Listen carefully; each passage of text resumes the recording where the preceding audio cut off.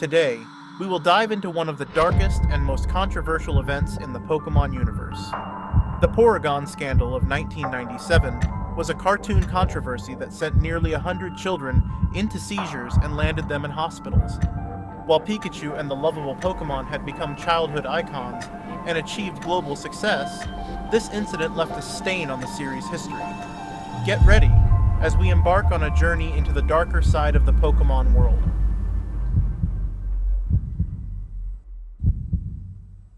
First, let's take a very brief look at the origin story of Pokémon. Pokémon was created in 1996 in Japan by a company called Game Freak. This world was the childhood dream of a game designer named Satoshi Tajiri. The word Pokémon comes from pocket monsters,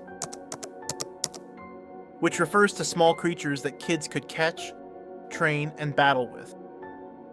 When the first games, Pokémon Red and Green, were released in Japan, they became a massive success and quickly turned into a global phenomenon. But this success wasn't limited to video games. In 1997, the Pokémon anime began airing on Japanese television, and soon became the favorite cartoon of an entire generation. It followed the adventures of Ash, a young boy on a journey to become a Pokémon master, and his fun, exciting travels with the lovable Pikachu by his side. Pokémon became so popular that it quickly led to the release of toys, trading cards, movies, and countless other merchandise. Everything seemed to be going perfectly. Until December 16, 1997. No one could have predicted that the episode airing on this date would become a scandal so significant that it would leave a dark mark on the company's history. Pokémon's 38th episode, Electric Soldier Porygon, aired in Japan and was watched with great excitement by millions of children. At first, the episode seemed thrilling and entertaining. However, shortly after it ended, an incredible crisis erupted across Japan. During the broadcast, there was a scene where red and blue lights flashed rapidly. This scene depicted Ash and Pikachu battling against an enemy rocket attack, but these light effects had a far more severe impact than anyone had anticipated. Approximately 700 children experienced epileptic seizures after watching the scene. Some were hospitalized, others fainted. Thousands of children reported symptoms such as eye strain, dizziness, and nausea during the episode. The incident caused such a stir that it became the main topic of conversation for television viewers all over Japan.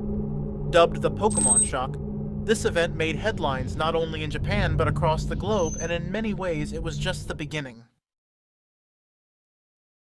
Following this incident, the media went into a frenzy. News broadcasts and newspaper headlines were dominated by the health crisis caused by Pokémon. In Japan, public outrage was swift and intense. Parents began questioning how a cartoon their children were watching could harm them so severely. This wasn't just a health crisis. It also became a commercial disaster that seriously tarnished Pokémon's image. The Japanese government quickly took action. The production company, OLM, and Pokémon's creative team were placed under investigation. The episode was permanently banned, and the Pokémon series was temporarily suspended. The magnitude of the incident was so immense that TV networks continuously covered its details. There was even uncertainty about when Pokémon would return to the air. Both Nintendo and the Pokémon brand in Japan faced a significant crisis. Meanwhile, animation studios and broadcasters worldwide took valuable lessons from this incident. Discussions arose about how such an animation could have such a profound impact on children's health. New safety standards were introduced in Japan, particularly restricting rapidly flashing light effects in televised animations. Numerous studies were conducted on how these visual effects could affect children's brainwaves. This event became a pivotal moment, not just for Pokémon, but for the entire television industry. But this wasn't the end of the fallout. Beyond the legal challenges the company faced, the incident also had a lasting impact within the Pokémon world itself. In Japan, the character central to the infamous episode, Porygon, became virtually a banned Pokémon. The problematic scene in the episode had actually occurred during Pikachu's attack, which caused the light explosion. Since Porygon was the main focus of the episode, it became the unfortunate symbol of this tragic event.